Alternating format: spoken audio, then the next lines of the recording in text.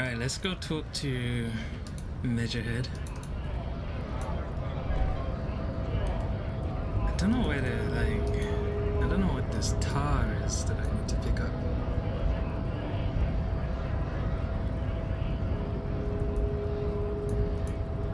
Okay, Measurehead.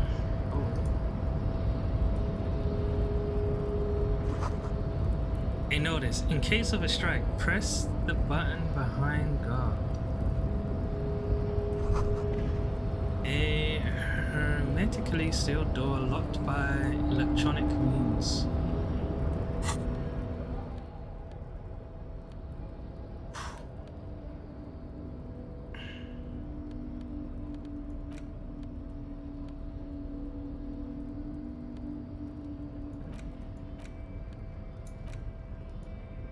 I don't know if I'm fully prepared.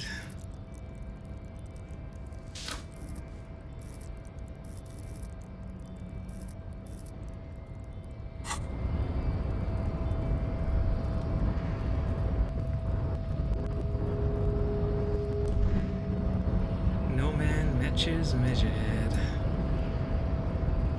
Measurehead's amazing. Measurehead makes all men quiver. Body betrays your degeneracy. Yeah, Measurehead. His body totally betrays his degeneracy. The young woman at the giant's side agrees. Don't say anything. Size him up first.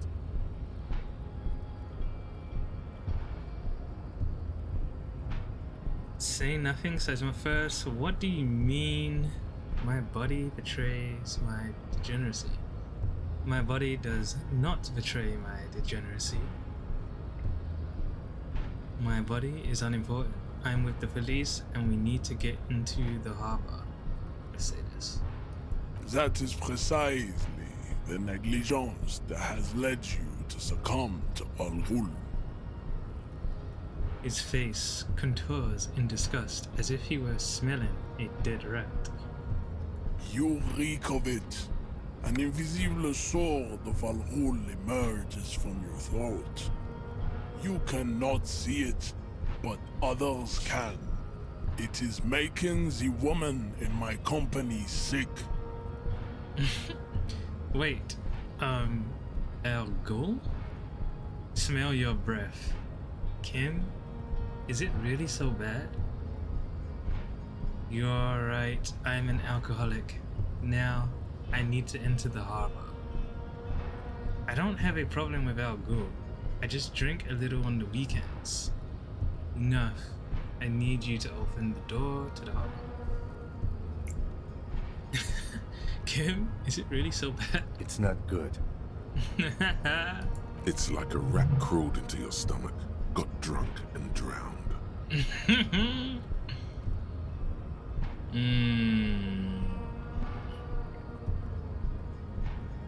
You're right, I'm an alcoholic. Now I need to enter the harbor. No, you don't. You need to get another drink. Occidental Haplogroup B4 is done giving orders around here. The influence of the ham sandwich race is waning. Show him the ham still got it. Actually, I think the ham sandwich race still has it in them. I am the police and I need you to comply now. The race stuff is unimportant here. I just need you to help me do my job, please. Begging for help. Attempting to pass fear for cooperation. How far the Occidental Haplogroup has fallen. You were once a noble and powerful race. You gave the world eugenics, electricity, and powerful weapons of war like missiles and aerostatic aircraft. You made great gains in metallurgy, race theory, and statecraft. You dominated lesser cultures, like the deformed Hemians and the inexplicably potato-obsessed Quakers. But now your ascent to the genetic summit has halted. You are obsessed with sadness and with frivolous pop culture. Good job. You will be superseded. Isn't that right, babe? It is, baby, yeah. You know it. There is a button right behind him, just out of reach. It must be the one that opens the door to the harbor.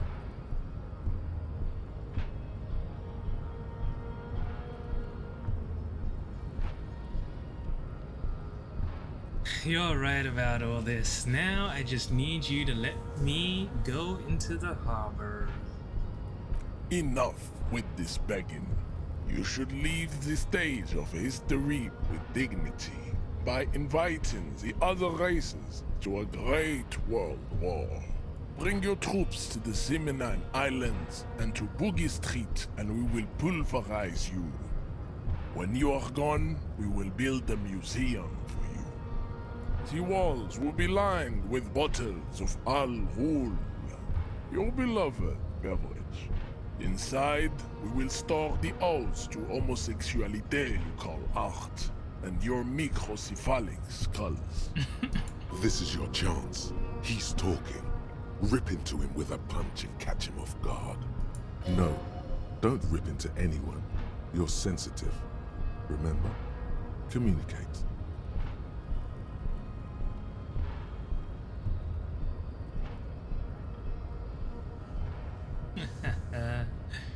No, I can't knock him out. You serve the Union, don't you? Aren't they white? Don't be vulgar. White or not has got little to do with this. The race enigma runs much deeper than that. He turns his eyes towards the harbor, seemingly bored with you. There must be some friction there. He's keeping it well hidden, however. Yeah, but you still serve them. How does that factor into your life? You keep telling yourself that.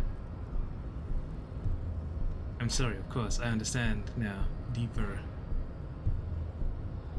You keep telling yourself that. Mr. Clare is a man of vision and means. He has the will to confront polycultural capital. Something your race, naivistic communists, never did. Also, to serve is noble. It takes discipline. Your petulant individualism has only contributed to your race failure. It is lax and moronic.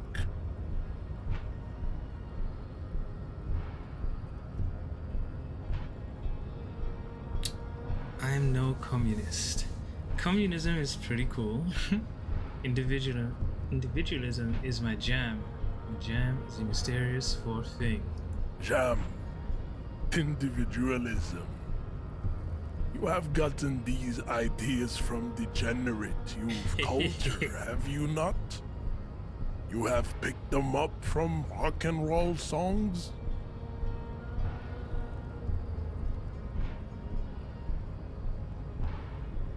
I have gotten it from disco, actually. Offshoots of the Seminoles people invented disco while having sex under the influence of cocaine.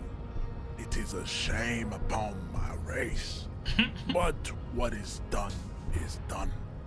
I am not surprised you enjoy it so much.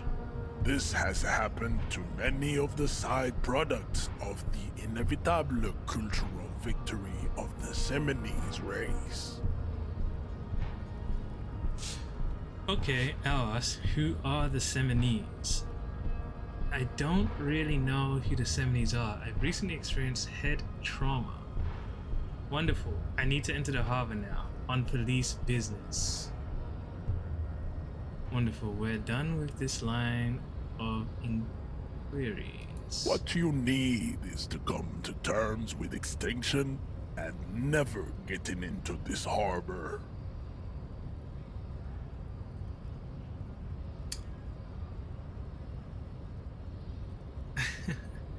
Kim, what do you think about this? I think this racist is better than the last, but the next racist will be the really good one.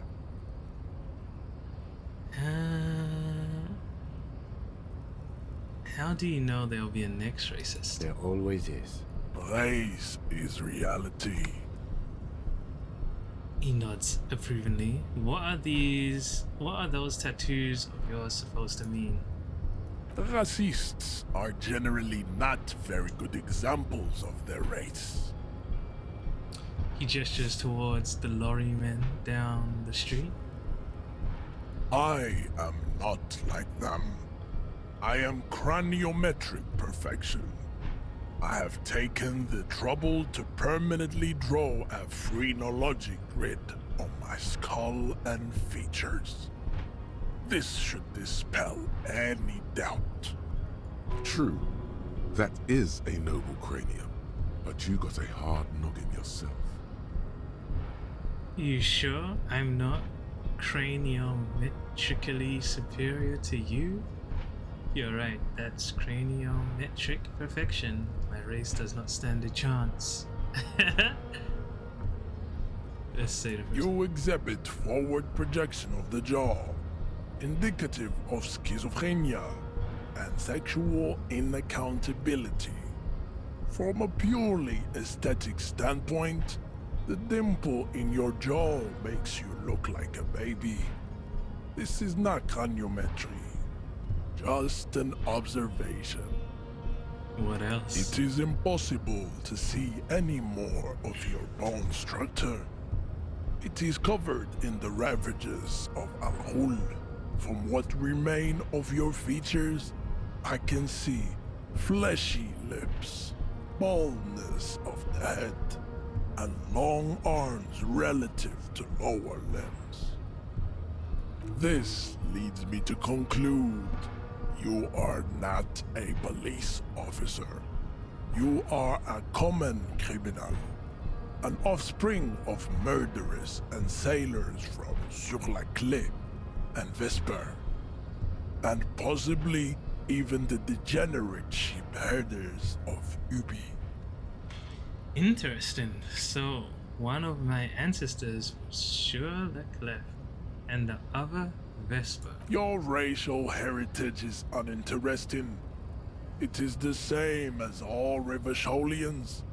Your parents and their parents made the decision to reproduce while under the influence of Al-Hul.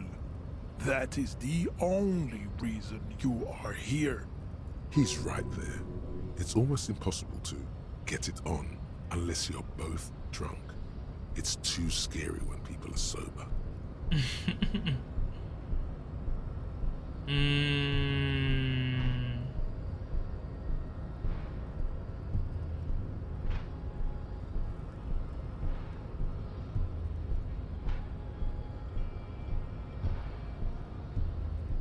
This is still talking. Go ahead. Don't be shy. Just ask for race secrets. I want to learn this race theory of yours so that we could become friends. Try to smile pathetically. I need some of that race stuff in my brain. Suck it to me. No, I'll better not say anything on this topic. That's understandable. Jean-Luc Measurehead is a sage and an intellectual giant of race theory. Interesting, Who are interesting. you? Oh, Measurehead. Okay, so I need to probably find my badge.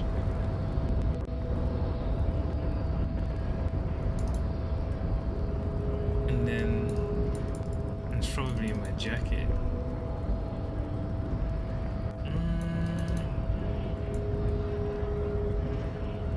Let's go get some more XP.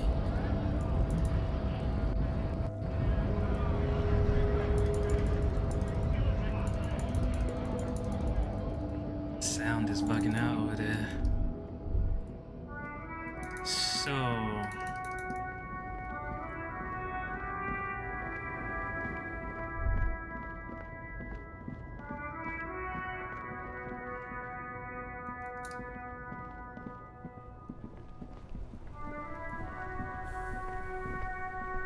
I am a gander and a hunter and a gatherer. Feel like a traveler. The man mutters to himself, accenting the beats as he goes. Keep listening. From another planet. Hey there. He finishes and turns to you. What's going on here? It's the jam, my man. He motions towards the sprawl of the lorries with a sweeping gesture. What's the jam? It's a traffic jam for the ages. Harbor gates up the street are shut tight. No explanation given. Workers on strike, scabs agitating, an all-around clusterfuck. Meanwhile, we're all stuck here in long-haul limbo for days upon days upon days. Upon days. He glances south down the road. Limbo, huh? So that's where I am. So, how long have you been here? Feels like forever. Like I was born on this here roundabout and this was all I ever knew. Just me and the metal and the tires, the oil and the fumes of mazout. Extravagantly phrased, but I can roll with it. I don't quite understand what you just said. Could you say it again? Only a little less plodding. Extravagantly phrased. Yeah, imagine. It's been a whole week already. He snickers. Behind the laugh, however, a touch of sorrow. So tell me, what do you need? Okay. Got any thoughts on you? Care to spare some change for a working stiff? Tell me more about this strike. Know anything about the dead man? The one hanging behind the hostel there. What are you holding anyway? So I'll probably get to ask all of this. Got any smokes on you? Nope, don't smoke. He nods towards the big lorry behind him. Some of the other drivers do, though. There's still a few around, waiting for the jam to disperse. Or waiting for the sweet release of death. Yup, nothing wrong with that statement. Your senses have nothing to add. You'll have to ask around elsewhere. Guess I'll ask around then. You could also check the kiosk down the street. Frit. With 3 T's. Rebishaw's weird. Care to spare some change for a working stiff? Huh? Oh. No, I ain't got any money. They don't want to pay for unfinished work. They... who? The bosses, man. Makes sense. First work, then pay. I don't know who these bosses think they are, but it sounds like a good arrangement for them. So yo bro, got it. What else did I have to ask here? Yeah, it sure ain't good for me. Or you. I'd spare a coin or two for a city cop down in his luck. If I had saved 4 myself. Tell me more about this strike. It's like whatever's going on over at the docks. Workers got a blockade set up, making demands, no way in or out. What's the union demanding? Some pretty wild stuff, I hear. Like a giant new power crane in half the company? I forget what exactly. Good on them, I guess. I've heard talk there's a company rep in town too. Like a strike negotiator type. They'd know what's up. Precise demands and so on. Ah, yes, from the Wild Pines. We'll meet her soon enough, I'm sure. He takes note. What do you think the company wants? They want to keep that money flowing in, my man. Ka-ching. Anything else I should know? Anything else? Yeah, this ain't really my area of expertise. I just do my job and get paid. I have things to do and places to be. All of us do. All of who? Us lorry drivers. Cam, your nurse. You still hang around here waiting for this mess to end. Most have scurried off somewhere to get drunk or high. Or laid. Not that I blame them, really. Not you? Not my thing. Chasing transient pleasures is a drag these days. I prefer the examined life now. Thinking, reflecting, observing. He glances down the road toward the horizon, a glint of something in his eyes. What's better than chasing transient pleasures? The more transient, the better. When one's ended, you can get onto the next one. Okay. What are you hauling anyway? Oh, high-grade narcotics, illegal firearms, stuff like that. Time to arrest him. Wicked. I've always wanted a friend in the underworld. Okay, and what are you actually holding? Ha! No, I'm joking, my man. Found runs a nice, clean business. This haul of cargo is mostly sporting goods. You know, tracksuits and that kind of thing. They usually get shipped to Grodd in the Occident, though we've been making headway in the Ilmaran market lately. So nothing illegal then. That's your machine behind you? Could I get one of those found tracksuits you're holding? Let's say that. We're pals and all, but I can't just freely hand out the merchandise. The bosses won't be happy. There's no denying it. Your body needs to feel the touch of some good performance wear. So nothing illegal then. Not unless they've illegalized sports equipment while I was on the road. That's your machine behind you? This rockin' beauty. Sure is. Like a rash you can't get rid of. You interested in heavy-duty cargo machinery? He points at the lorry with his thumb.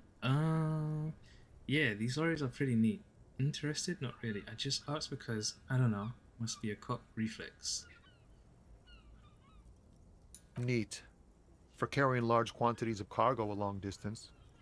These found tracksuits need to find their way to the kids way out in Wamrau and Loran Bird somehow. There it is again. A little touch of sadness beneath his cool. He thinks he's spent too long in this lorry. Right, I had another The question. man taps his fingers rhythmically against his arm.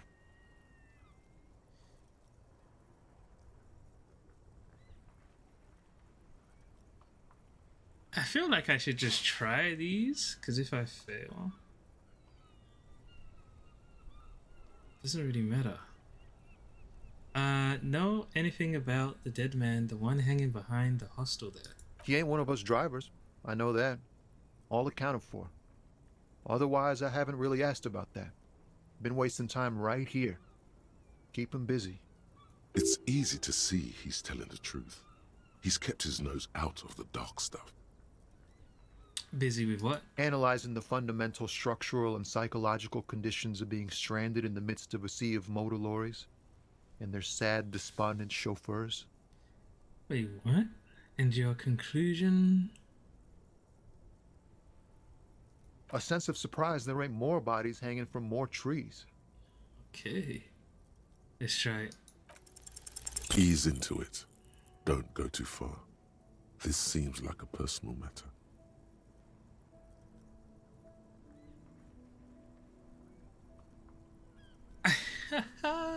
My man, I want to know about your soul. Cool. We all want to know each other, know each other's woes and all. But people, man, they have slippery souls. Just like that, he slips out of your reach. It is possible the yelling didn't help.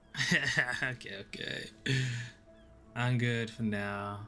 Good talk. Don't be a stranger. I need more XP.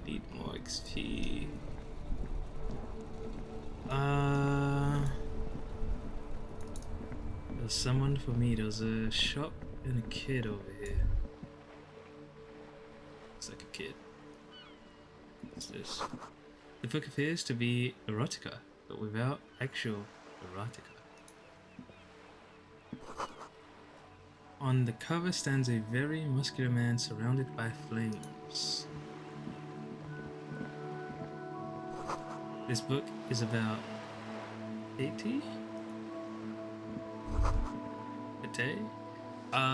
This book, you don't really understand what it is about, nor does it seem important. A book about ideal culture promotes freedom and romance. A book about the future. The government reads your mind using radio technology.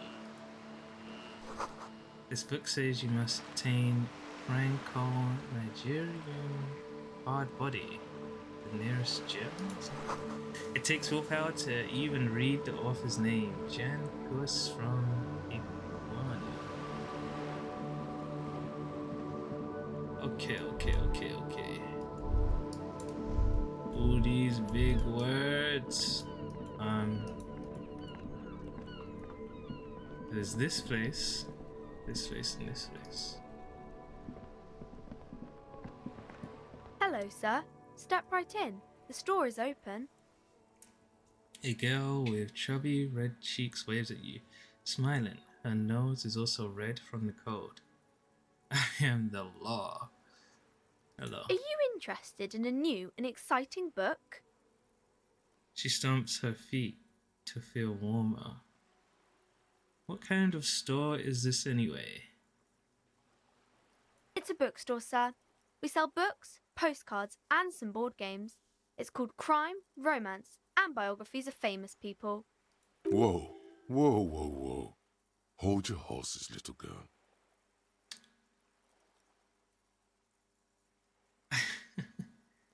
What is a book? That is a book. They have stories inside them. It's like someone told you a story in a really long letter. What's a A postcard? postcard is a small cardboard picture. You can write a few words on the other side and send it to your friend or beloved. She is unfazed by your questions. She would consider it impolite to point out any perceived weirdness. What's a board game? Board games are like little games on a table, made to pass the time. There are several different ones, but sailors here mostly buy cards. She pauses to ponder. Interesting things. My pleasure. Anything else you'd like to know? Is it okay if I ask you some questions? Okay, sir. I'll try to answer any questions you have. I hope they're about books.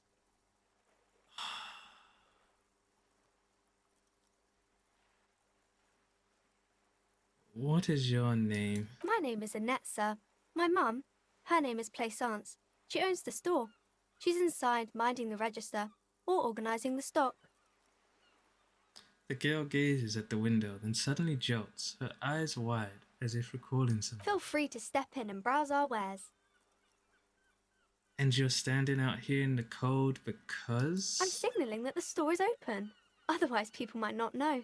They'd miss out on the crime, romance, and biographies of famous people. A sudden gush of wind turns the pages of the books on the counters. She covers her face, smiling. But she's cold. You're cold. Can I help in some way? I should have a word with the store owner, maybe. Such a good trooper you are, already learning the value of hard work. At her head. I could help by brutally dismantling the free market. You're cold. Can I help in some way? Kind of you to offer, sir.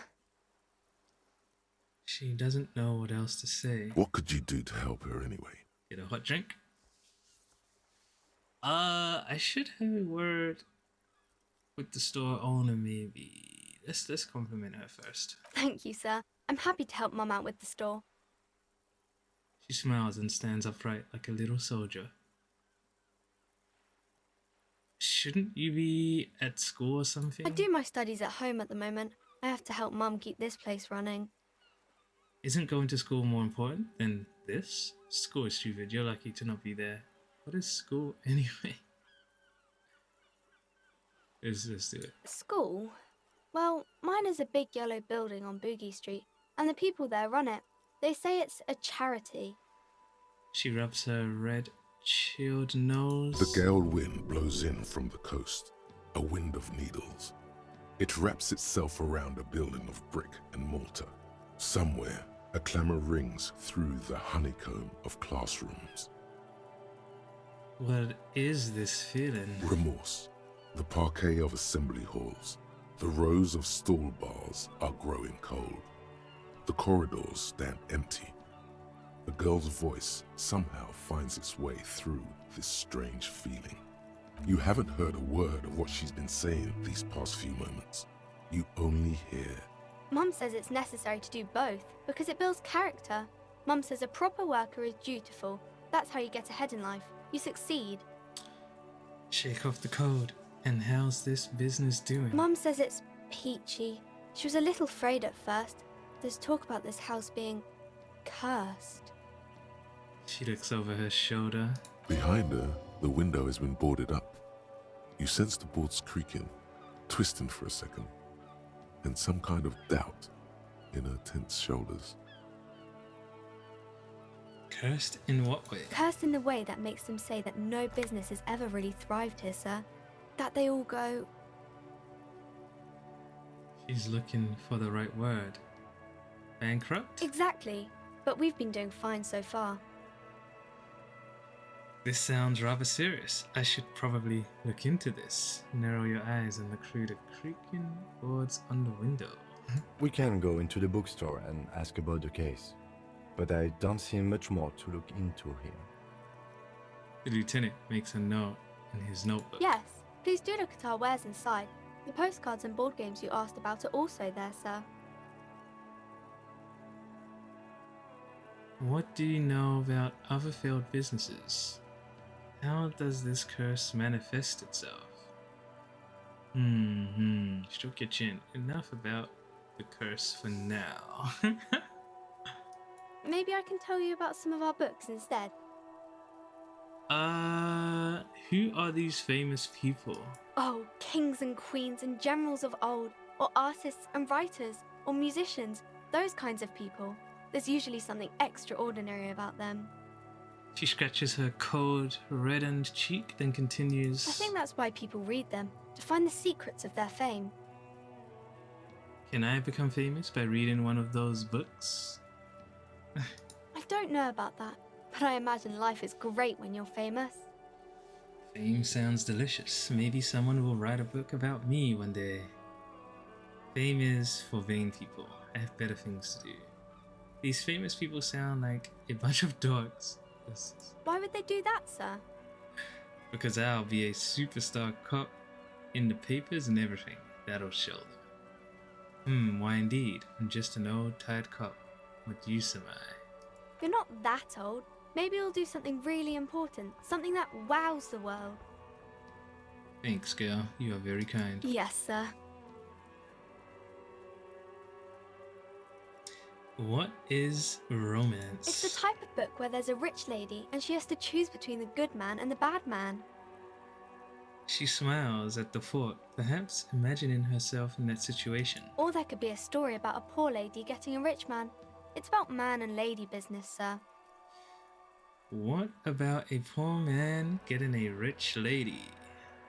What about when both of the men are bad? What about when everyone is poor? What about a book where the man and lady business doesn't work out at all? See that, Lawson? I haven't read many of those. Maybe you should ask Mum. Yeah, you think she has one about an excruciatingly painful breakup? I don't think it's a romance story if the main characters break up, though. She pauses, trying to figure out the appropriate answer. No, think about it. One where they plunge into a torrid spiral of pain and recrimination. Only it's really long and drawn out. Scarred for life. Phantom limb. No, I don't know. She looks at you with puzzlement. You can take this. Blossom like a pain flower. Yeah, and it drags on for years and years with no resolution in sight. The girl is at a loss for words. Each of you filling with resentment and bitterness for having ruined each other's lives. She shifts and sways on her feet, looking confused and uncomfortable. Stop. There's no need for this. It's in your power to change the subject. Each of you teared at each other's innards, leaving a gaping emptiness, a vacuum heart that still hurts ceaselessly. On second thought, this seems like an inappropriate topic to discuss with children. 5 XP.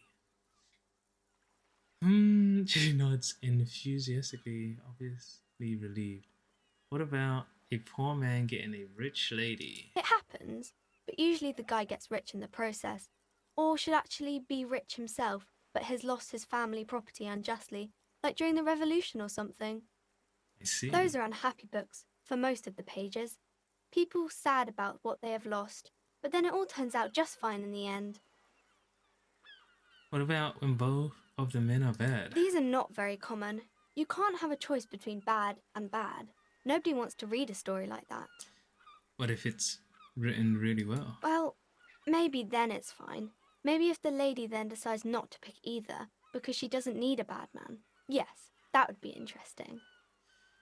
What about when everyone is poor? That's really not a proper romance story.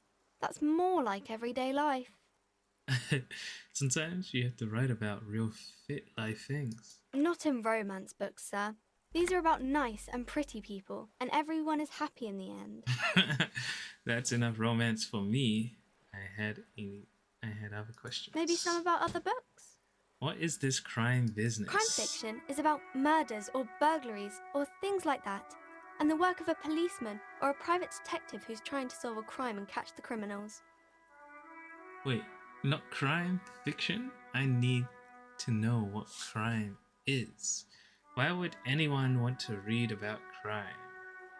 Okay, I get it. Crime, murder gets the people going.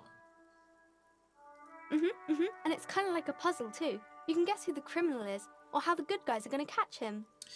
I'm a policeman myself, by the way. You don't look much like a policeman. She examines you as if to find something policeman-like. Well, what does a cop look like then? Okay, then maybe I'm not a policeman. Or should stop being one. Didn't mean to offend, sir. Sorry, sir. It's just that you don't look like Dick Mullen.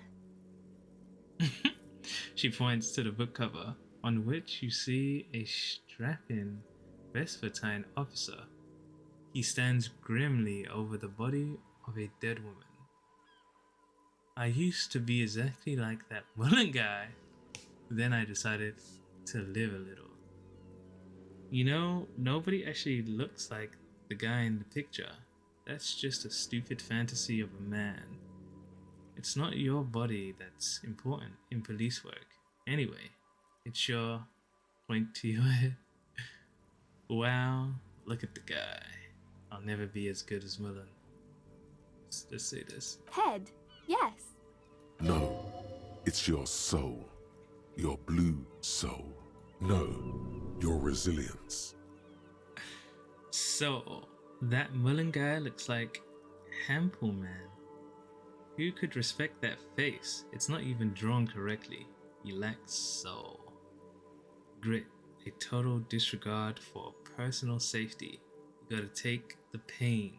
This Mullen guy looks like he'd run to his mom. Ain't got no balls. Zeta first. I'm not sure I understand. She examines the illustration of Dick Mullen, attempting to find his soul. A policeman's gotta have the right stuff. An ingrained sense of the law. No one would follow a weakling like Mullen. If you say so, sir. He's just a fictional character. He's no match for your soul. Haha. She smiles mischievously. Maybe you can show me some real police work, sir. Like in the books.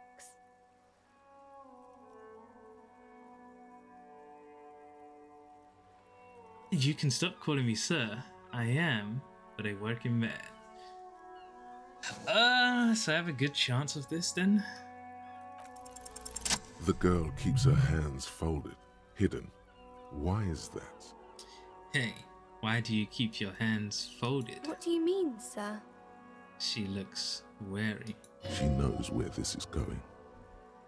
You don't need to be worried. I'm here to help. You can show them to me. Actually, I'd rather not deduce anything. Every time I deduce, people get hurt.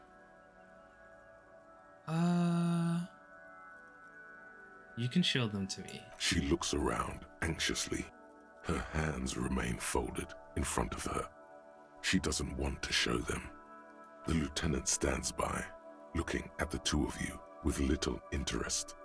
A facade of true professionalism. He is far more intrigued by the situation than his poise reveals.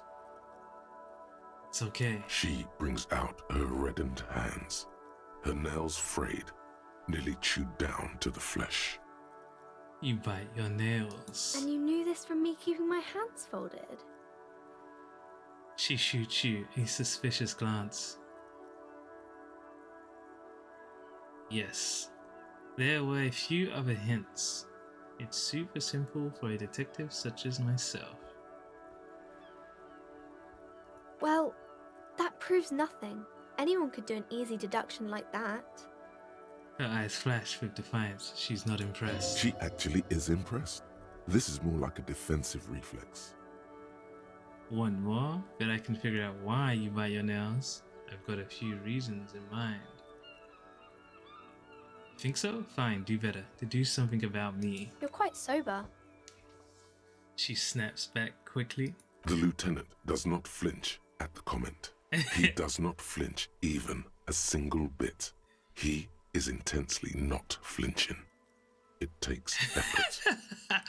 Wait, how do you know I'm usually not? Yeah, about that. Maybe you could point me towards some booze. And I'm having a grand time. I am also sad. My head hurts. Because you usually aren't. Yeah, about that. Maybe... okay. And I'm having a great grand time. I sure hope you are, sir. There she stands, swaying on her feet, assaulted by the early spring breeze. She smiles at you. The whole situation suddenly feels familiar, somehow. What are you missing here? Why does this feel familiar? Because you know each other.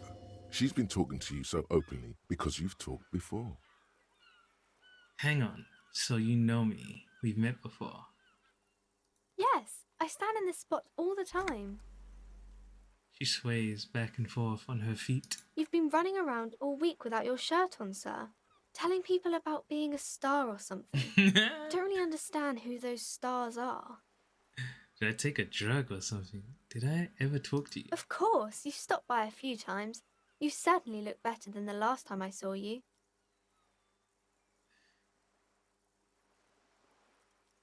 What do you mean better? I look like shit. Yeah, but you don't have party eyes anymore. Party eyes. Yes, of course. That makes sense. The lieutenant slowly, ever so slowly, realizing something. I'm not surprised children have seen you running around with party eyes on, he thinks. Not at all. Party eyes? You know, like a cat in the dark, all big and wide-eyed. It certainly looks odd on a man. She giggles at the thought. The swiveling eyes of a loony drug addict. That is what she meant. You were probably gurning too. Fuck yeah. You should get some party eyes right now. Snap those sequins on you, boy. Does that mean I've been partaking in narcotics? The girl doesn't know what she's talking about. Forget about this. Let's say the first one. Oh, baby, that's not what you have to worry about. Worry about the important thing. So why didn't you tell me you knew me to begin with? Thanks. I've learned something about myself today. Conclude. I'm glad I could help you, sir. Okay, bye. See you around, Net.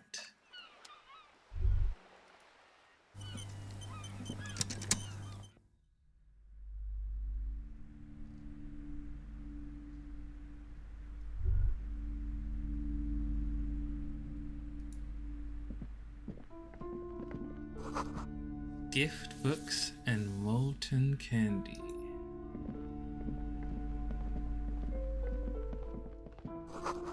Old sports magazines tucked away in a dark corner.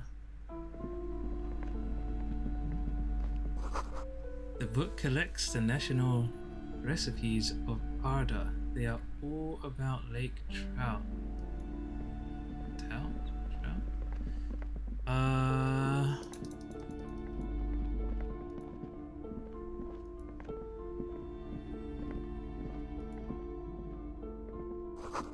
Another boring book just discarded here.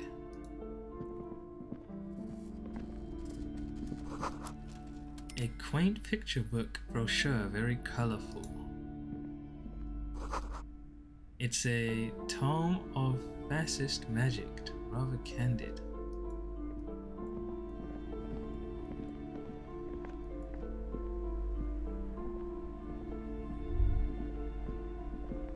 Welcome to Crime, Romance, and Biographies of Famous People.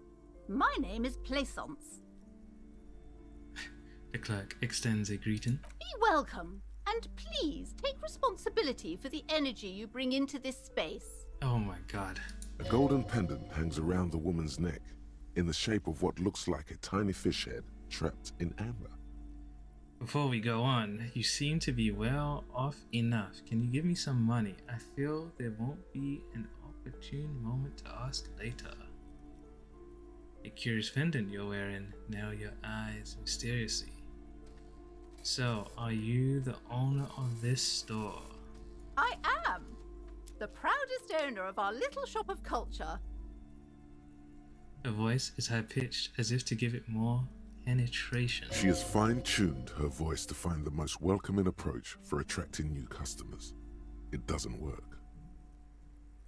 What if I want to buy a book? The girl outside mentioned that this place is cursed. The daughter is the one standing outside the store, right? Annette, yes, my daughter. I hope she wasn't slacking off again with her nose in science fiction. Tell me, was she at her post doing her job like a proper girl? Jeez, man. Yes, of course. Wonderful. Did you talk to her? Yes. Great. On a scale of 1 to 10, how compelled were you to buy books after talking with her? Her Wow. opinion of her daughter depends on how well she lured you into the store.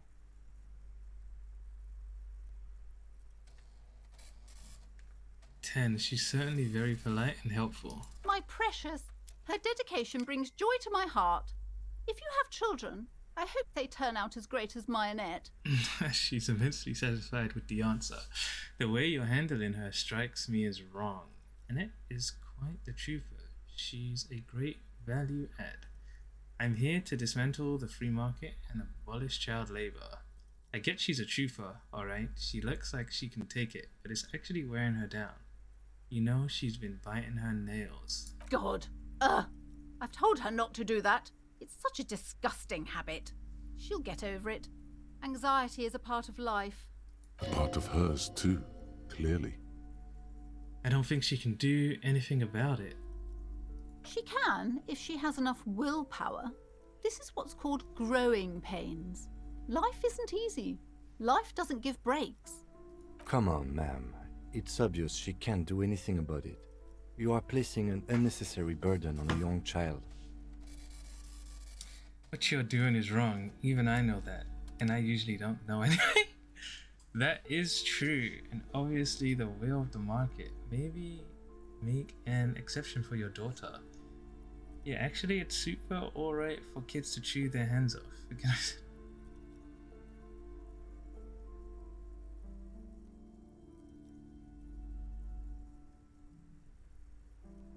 okay. Let's say the first one. She stands stiff and severe, silently fuming. 10 or so seconds pass without change. This is a person coming to terms with a new reality, one where they are wrong. It's not easy. Oh no. Hold on. I need to invite her inside and apologize. She must be freezing out there. All of a sudden she exhales sharply, her shoulders slump down. Okay. There. I don't know what to say to you. My husband, he tries to teach me business lessons. I have what my mother called a dull mind. All this stress. She stops, but her mouth keeps moving. It sounds like both the husband and the mother treat her the way she treats Annette. You're like Annette to your husband and your mother. Just nod. No, let's do this. Oh, well, my mother was horrible, of course. Absolutely perverse energies around that person. But my husband... She shakes her head. My husband is completely different, of course. Is this husband Annette's father? Is she an only child? She told me she doesn't go to school anymore. Yes, my husband is a successful entrepreneur east of the river. If only he were more involved in the business we're running up here. No matter. Soon we'll both be off for Grand Couronne. She says gloomily. Wait, Grand Couronne? What's that? And your husband's also involved with the bookstore? He made the initial investment. Since then, he's been what you might call a silent partner. Is she an only child? She told me she doesn't go to school anymore. She's been too busy helping me here. So she studied at home this trimester. This is a temporary solution, of course. Face and nods. What is this? What did I get? Some long way home.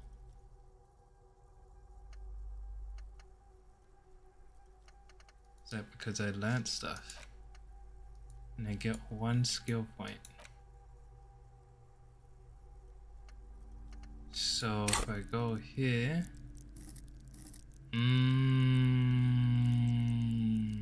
let's wait before we spend.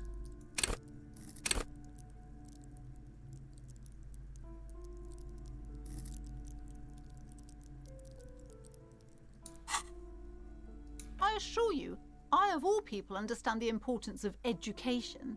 She will be back in school the moment the store takes off. Wow, is she an only child? Yes, I'm afraid so. A real treat she is. It would be nice if she had...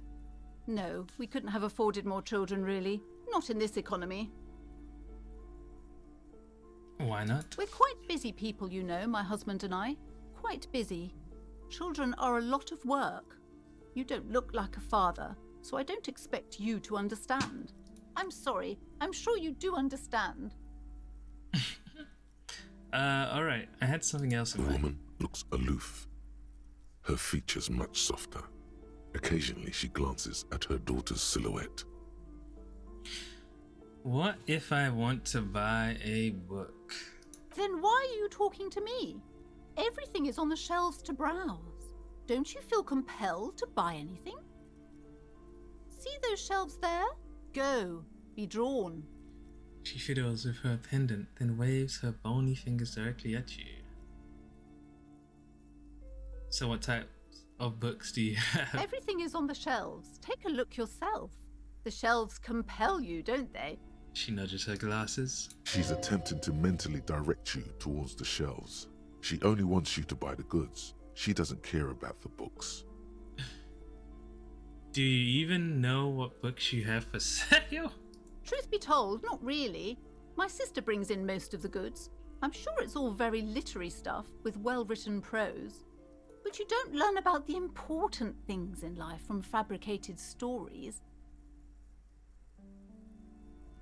Wait, shouldn't a stock even know about her wares? Where do you learn about the important things then? The truth is available if you just know where to look, and you have to open and free your mind to understand. What? She nods at you cryptically. Alright, I'll take a look then. She smiles and nods, seemingly relieved. Farewell for now, book peddler. Lonesome, long way home. What is that? Here we go. Home awaits. Walk past Station 41 and through the market, past the Boogie Street spearhead to the other side of the lake, the frozen eye at the center of the district. Then past the video rental store on the corner. There, at the end of a street lined with pine trees, a small house no larger than a matchbox. 11 Voyager Road. You no longer live there. Those times are gone. And so are those people. Why did you come here? Why are you still here? And where's the dealer? You have to get back to work. That's all you have now. Learning cap for perception raised to 5. Speed gives 1 psi. Forget. Hopefully I'll understand this more. Got you inside. So the kid loves books. That's cool.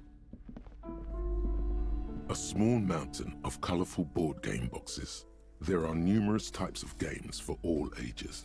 A lot of shelf space seems to be taken up by Wirral-related merchandise. Storekeep. What board games do you have here? Through the power of related items. An endless variety of source books, lore books, and codices litter the table. The topmost book is titled Welkin Compendium, 2nd edition. There's also a large hardbound tome with intricate cover art, The Hunters of Catawak, Boreal Creature Compendium, and a Pick Your Path adventure game book titled Tales of Wirral, Cavern of Velkrag. Wow.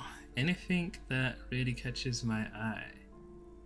Maybe I'm not into all this vinyl clad stuff. There's a box that says Wirral, 3rd edition Mega Setting Supplements Module. The side panel notes, a fantastique adventure board game, new maps and miniatures. A sticker on it displays 25 real. Oh my god, that's too much. Nonsense for anemic Beano-clads. Storekeep, what board games do you have here? Wonderful board games, sir.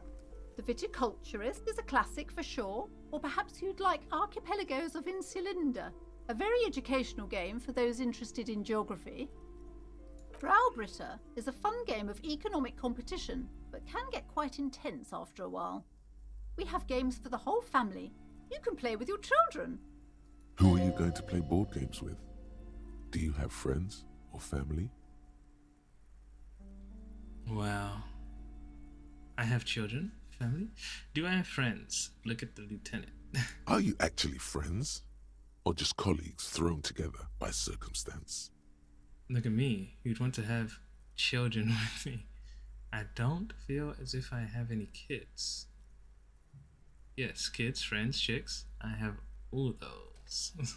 Then you're a lucky man, officer. Children are the greatest of treasures. She fiddles with her pendant, thinking. For playing with friends, I'd recommend Suzerainty. It's a civilization building game where you build a civilization, then set off to brutally colonize and repress other civilizations. It'll cost 12 real.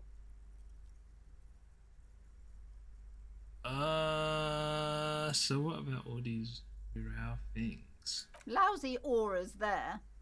No, role-playing games are popular among those types. You know, who are into those kind of things.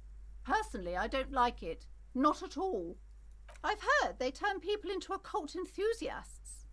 That they have rituals where they try to summon entities. Highly immoral stuff.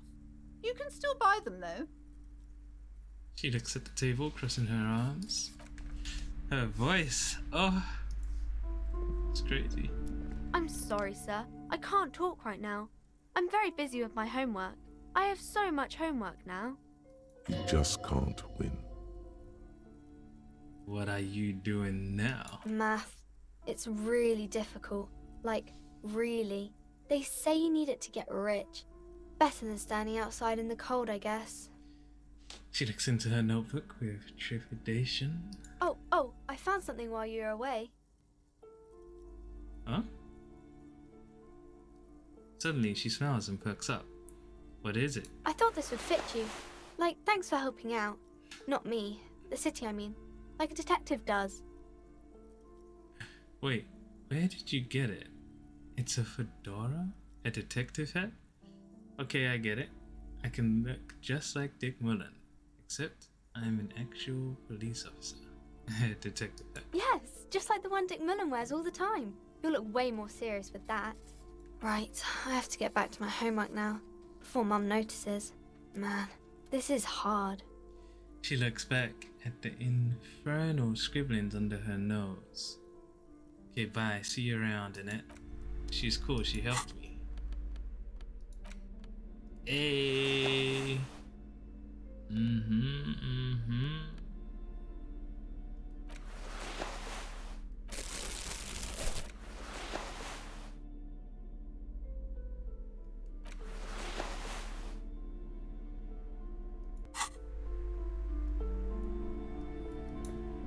What else is in here? Did I look? A small mountain of colorful...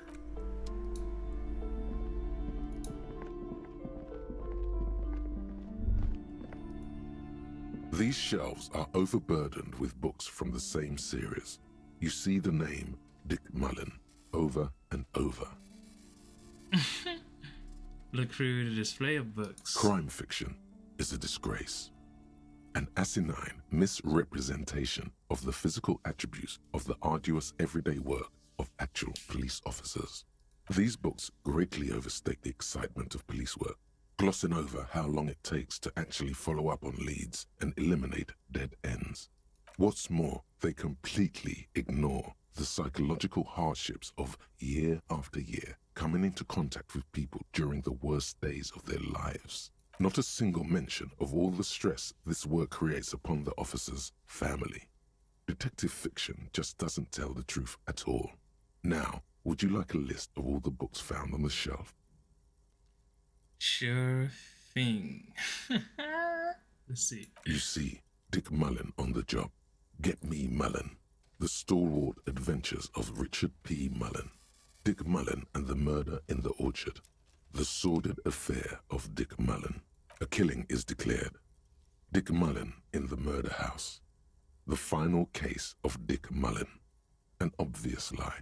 Dick Mullen in the Clock Tower. The Ordeals of Dick Mullen. Dauntless Dick. Dick Mullen's Funeral Pyre. The Murder of Dick Mullen. Are there any more? Yes, there's also The Dame Who Did It. Farewell, My Mullen. Faking death seems to be a common trope in the Mullen series. The morbid tales of Dick Mullen. A dark tide turns. Tragedy calls for Dick Mullen. Another one with fake death. And, of course, Dick Mullen, the murderer. In order to catch a murderer, Dick Mullen must become the murderer.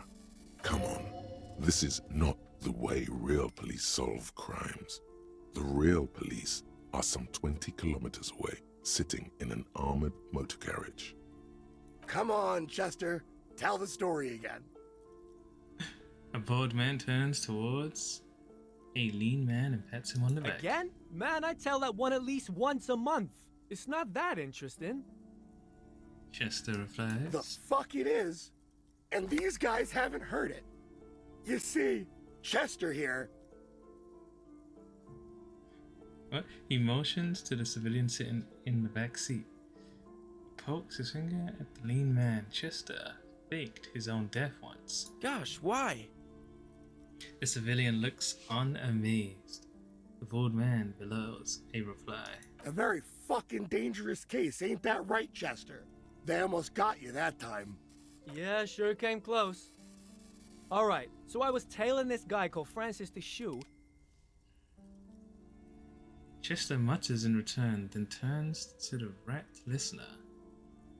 The inside of the motor carriage is thick with cigarette smoke. Outside, it starts to rain. After all this, you still haven't found the answer to the one question that matters. Who is Dick Mullen? Reaction speed. Stocky, what's all this crime fiction? Whoa. Oh, crime, robberies, murders, even sexual crimes. We're fortunate to have Dick Mullen and his stories to sort all that out.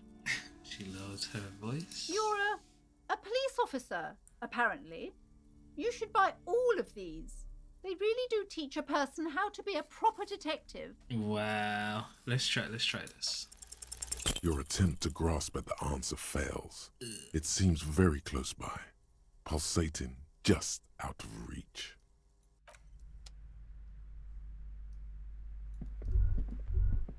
There's a lot of stuff. I need XP. This bookstore is not strictly about crime, romance, and biographies of famous people.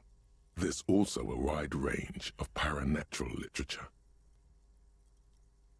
Stocky, what books are these? Sir, please, no browsing in that shelf. That wisdom is not for free. Wow. I can't have you end up, like, opening a police store next door and stealing my customers. Oh, no. Look through the shelf. Amidst the various books, you find one written by someone named Matthias W. Dundas. It's about wholeness, unity, balance. The point of the book, and many others on this shelf, is to give people medicinal advice in situations where they don't have access to paid health services. Interesting.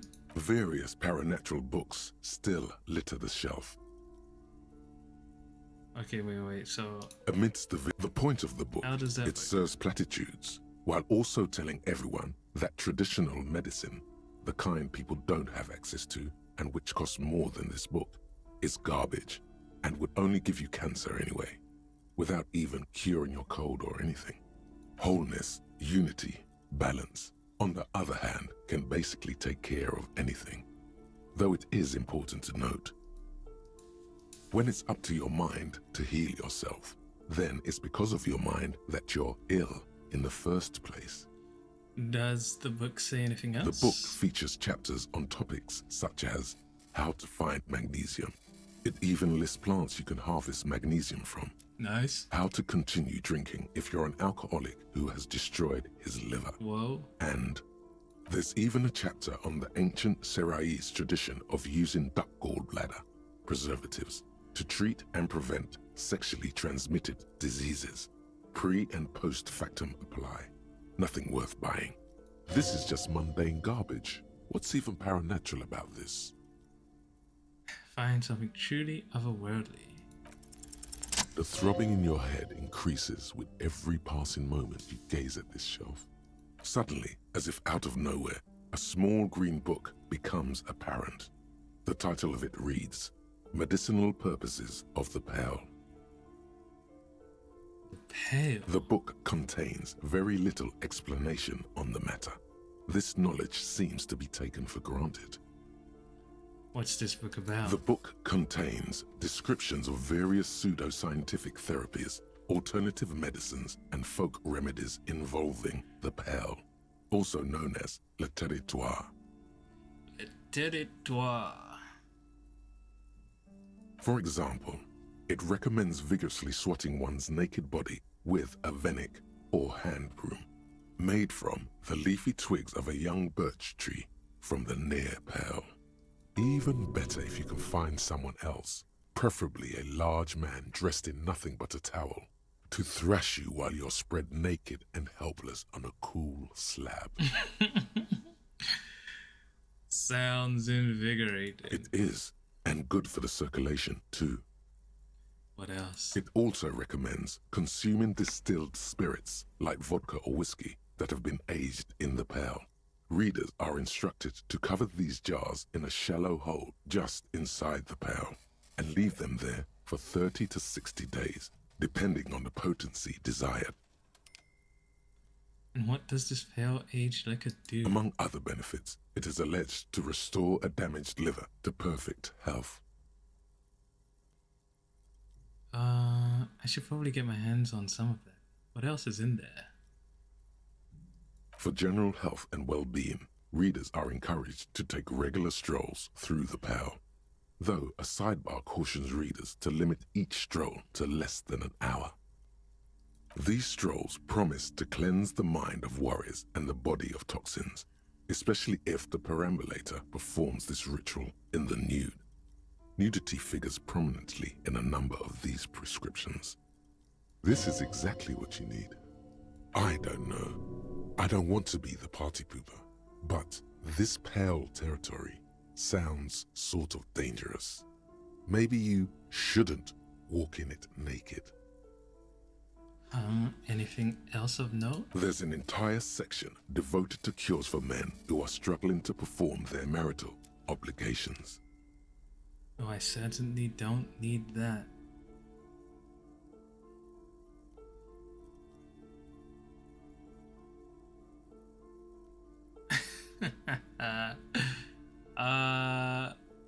Let's see. You close the book and return it to its place on the shelf. I need cash. I need cash, man. Several maps have been attached to a bulletin board hidden inside the alcove. They're held up by small pins. The board has come loose from one corner. The maps look old and faded, Your eye catches a map of Insulinda, a map of Revachol, and a map of Martinez. Look at the map of Revachol. The north coast of a verdant island is shattered by the delta of a river. It is the River Esperance. Countless bridges put the shards back together, connecting city blocks to river islands. La Delta says a great artificial heart in the center, teeming with life forms and construction. To the east, rolling hillsides, Le Jardin, Stella Marie, the suburbs of Saint-Baptiste, swallowed up into the megacity. They sound rich to you. This is Revachol East. And west of the river? Houdon. It's somewhere to live. Not bad. Then there's Jamrock. It's bad. People shouldn't live there, but they do. Then Forburg. It's almost as bad, and much larger. Then Coal City. It's the worst. And Martinez? It's so small you can't even see it on the map. No, wait. There it is. North of Jamrock, the strip of coast next to the Greater Revachol Industrial Harbour. It looks downright despondent. It's almost Coal City, to be honest. No, Coal City is worse. A charred limb. Rain falls on its slick black streets. And then there's the burnt-out quarter in the heart of Jamrock. Is it cold in this bookstore? Or is it just you? No, this is somewhere to be. This is all you have. But it's still something. Streets and sodium lights, the sky, the world. You're still alive. Look at the map of Martinez. It's not really a map. It's a tourist thing. A picture postcard with buildings on it, drawn from an isometric perspective. A date in the upper right corner says 48. Still, it's detailed. Could be pretty useful for scouting ahead. You see the jagged boxes of an industrial harbour, even the whirling in rags there. Look at the map of Insulindi. This large map displays archipelagos. You see a constellation of small dots on the light blue emptiness of the Insulindic Ocean. The largest in the northeast is La Caillou. You are here. Another far away in the southwest, Seminese Islands, Ile de Fantôme. Ozon, Laurentide, Fas à la Mer, Archipelagos, North Arcade Islands, all just specks of dust on the vastness of the Insulindic. On the edges of the map, the color fades into a blur of dotted lines, black and white. In the northeast, a dust mite stands on the north coast of Caillou, in a bookstore. It's you. Radiating outwards from you, the suzerain Revachol. With a radius of 80 kilometers, still, the crown jewel of this Isola would be barely visible. Squint first. Can you see cities on the islands? Look at the edges. You can, on Caillou, Revachol, a single black star, on Ozon, Fondelier, and Vilmandoux, on archipelagos, Croyan-Morin, Villiers, on Seminine, Olduvai, and on Laurentide, Deora of the Seven Seas. I wonder if this is related to what's on that guy's body. Lost little pearls of light, tiny fires in the dark. Look at the edges. The ocean breaks apart into a tangle of cosines and azimuths, all pointing into pale nothingness. Windy is the north azimuth. Grad is the northeast azimuth. Samara is the east azimuth. Seol is the west azimuth. Isolas, they're called. Connections to other worlds. Words past the Insulindian, unknown to you. You only know you've never been there. You have little idea what they are. Distant stars, gods, but looking at them makes you feel almost non-existent. Whatever they are, the Isolas are immeasurably large compared to you, and very, very far away. Perhaps they are gods, gods of distance and outer dust. Soki, can I buy these maps? I'm sorry, officer. The map of Martinez is the only one available. The other two are not for sale anymore. And besides, You could scarcely afford them. They're quite valuable, though they might not look it. The map of Martinez is 90 cents, though. Ooh. Why is the one of Martinez so cheap? That old thing. It's an out-of-date map of a tourist location that never was nor came to be.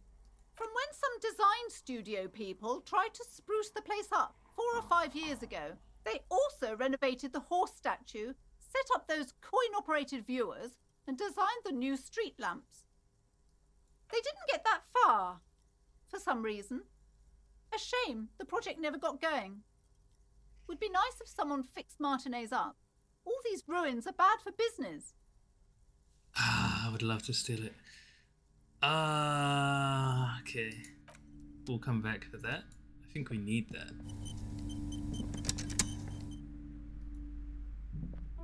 The plaque on the shelf reads, Biographies of Famous People.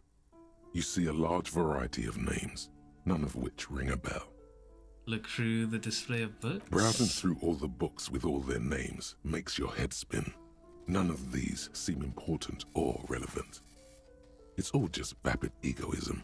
Suddenly, a particularly odd title catches your eye. It reads, High Speed Love, the tragic true love story of Jacob Irv and Alfie Delatraz, by one Cecilia Averbrook. High Speed Love chronicles the romance between two of the finest tip-top tourney racers in history. One of them is the madcap driver, Jacob Irv. His blonde mane graces the cover. Next to Irv's life story, you see a slim biography of an Occidental rock star called the Anti-Star. He's famous for shooting morphine into one of his eyeballs and cocaine into the other. What? Next to that, Rivasholian radio personality Guillaume Bevy stands in front of a rundown drug den. He's a permanent fixture on Channel 8, reporting on real-life crime and ruining cops' days. I really must insist you buy one of the books. Reading them is not for free. Do still browse, though, but not too long. You're interrupted by the shopkeep. She understands she has erred against the customer and immediately corrects course. I'm sorry, I did not mean to rush you. You are browsing. Go ahead. Take your time. Time is commerce. Storekeep, anything of note in this shelf? I would say... The Greatest Innocence. Yes, most certainly. It's an important educational tool delving into the depths of history, religion, and their relation to innocentic power.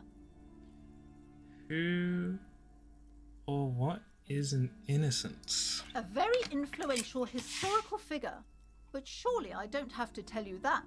You're a law officer, and law officers have at least some education. We gotta buy that map. I think that's the main thing here. The book is also very daring. The author aims to re-examine the universal understandings of the innocentic system, creating a fresh vantage point and a shift in the tired order of things. I thought it was which of these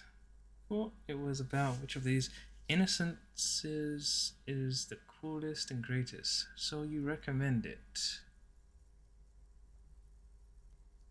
Certainly, it's prudent for a person to have at least an elementary understanding of history and society. Imagine the chaos we'd be in otherwise. You feel like you should get this one. Definitely. It's important somehow. There's something personal inside.